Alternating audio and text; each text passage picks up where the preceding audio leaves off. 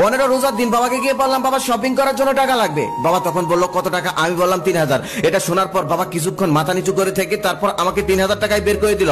আমি 3000 টাকা হাতে পেয়ে আনন্দে আত্মহারা হয়ে গেলাম। তারপর সেই টাকাটা লুকিয়ে রেখে দৌড়ে চলে গেলাম বন্ধুদের কাছে, কারণ বাবা আমাকে শপিং করার জন্য 3000 টাকা দিয়েছে।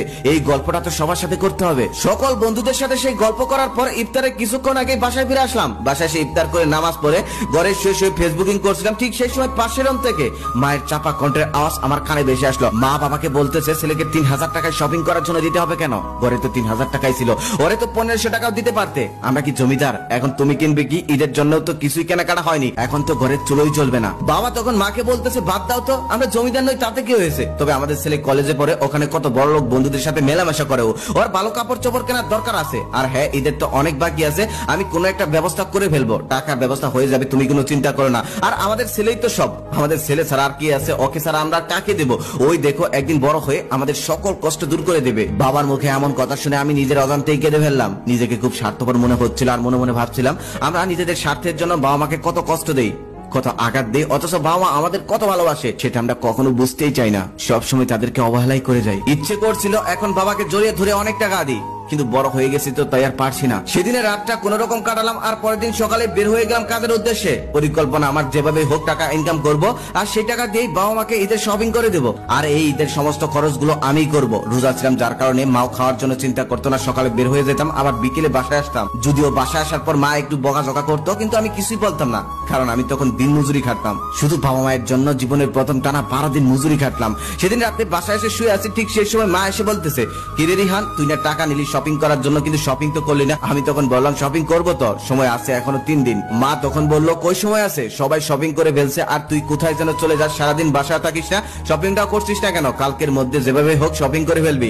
আমি তখন বললাম কই সবাই করেছে, তুমি আর বাবা কি কিনেছো দেখি, দেখাও তো আমাকে। মা তখন উত্তরে বললো আমাদের আবার কিসের শপিং, আমাদের তো কাপড় চোপড় আছেই, তুই কিন, তুই কিনলেই তো আমাদের কেনা হয়। এভাবেই কথাটা কাটিয়ে দিয়ে মা আমার রুম থেকে বের হয়ে গেল। আমি তখন মনে মনে ভাবতে লাগলাম, মা তোমরা সত্যি স্বার্থপর, তবে সেটা নিজের ক্ষেত্রে না, সেটা আমাকে উজাড় করে দেওয়ার জন্য। ঈদের আর মাত্র 3 দিন বাকি, তবে খোঁজ নিয়ে দেখলাম ঘরে কোনো বাজারও করা হয়নি। তারপরের দিন মাকে বলে আমি বের হয়ে গেলাম, আমার ইনকাম করা 5000 আর বাবার দেওয়া 3000, এই মোট 8000 টাকা নিয়ে। তারপর মার্কেটে গিয়ে প্রথমে মায়ের জন্য একটা শাড়ি কিনলাম, তারপর বাবার জন্য পাঞ্জাবি আর লুঙ্গি, তারপর আমার জন্য পাঞ্জাবি প্যান্ট, তারপরে অনেক টুকিটাকি জিনিসপত্র কিনলাম।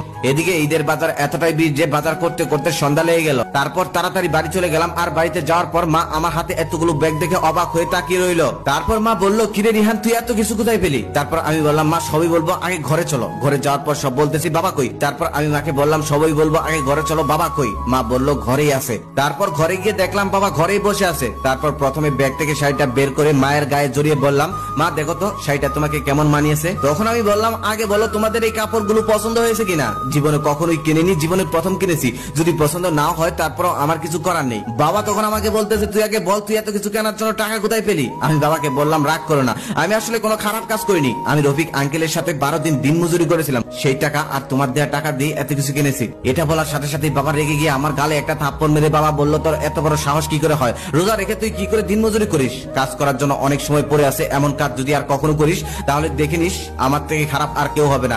এই বলে সমস্ত কাপড় চোপড় ফেলে দিয়ে বাবা আর মা রুম থেকে বের হয়ে গেল। এবার তো আমি নিজে অবাক হয়ে গেলাম। কোথায় ভেবেছিলাম বাবা মা এসব দেখার পর খুশি হবে, তা না করে আমার উপর উল্টো রাগ করে বসলো। সবকিছু তখনও অগোছালো হয়ে বিছানার মধ্যেই পড়ে আছে। আমি শুয়ে আছি, ঠিক সেই সময় বাবা এসে বলল, কিরে রিহান খেয়েছিস? আমি আস্তে আস্তে বললাম, না খাবো না, আমার এখন খেতে নেই। বাবা তখন বলল, আয় খেতে আয়। বাবাকে খুব ভয় করি তো, তাই এক কথাই চলে গেলাম খেতে। তারপর মুখ বুজে খেয়ে নিলাম, আর কোনো কথা না বলে সেখান থেকে চলে আসলাম। রাত 10টার সময় দেখি আব্বা আম্মা দুজনে আমার রুমে আসলো। এসে বাবা বলতেছে, কিরে আমার লুঙ্গি পাঞ্জাবি কি দিবি না? তখন আমি তাড়াতাড়ি করে উঠে ব্যাগ থেকে লুঙ্গি পাঞ্জাবিটা বের করে বাবার হাতে দিলাম। বাবা দেখি কাঁদছে। তখন আমি বললাম, বাবা আমি কি কোনো ভুল করেছি? ভুল করলে বলো। বাবা তখন বলতেছে, না রে তুই কোনো ভুল করিসনি, আজকে আমার বাবা হিসেবে সত্যি গর্ববোধ হচ্ছে।